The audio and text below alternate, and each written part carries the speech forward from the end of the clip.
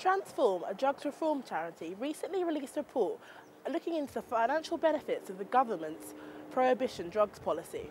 Recreational drugs in the UK, except nicotine and alcohol, are illegal. This policy is known as prohibition. Most reports looking into the drugs prohibition policy are focused on the worldwide drugs trade and the flow of drugs from other countries into the UK and how this affects buyers and sellers in this country.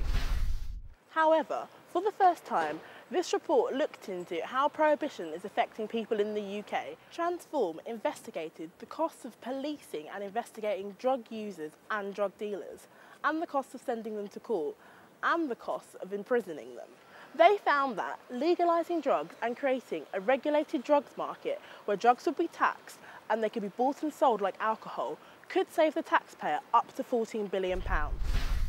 Those that agree with legalising drugs say that taxing them could bring a large amount of money into the UK economy.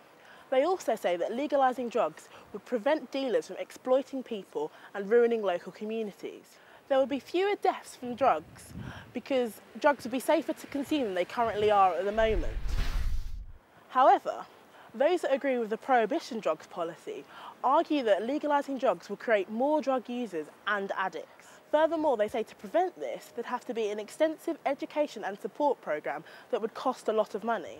They also add that drugs are not healthy, so legalising them would encourage people to do something that is bad for their health. So, what do you think? Should drugs be legalised? Does the income generated from taxing drugs justify making them easily available to lots of different people? Or do you agree with the prohibitionists?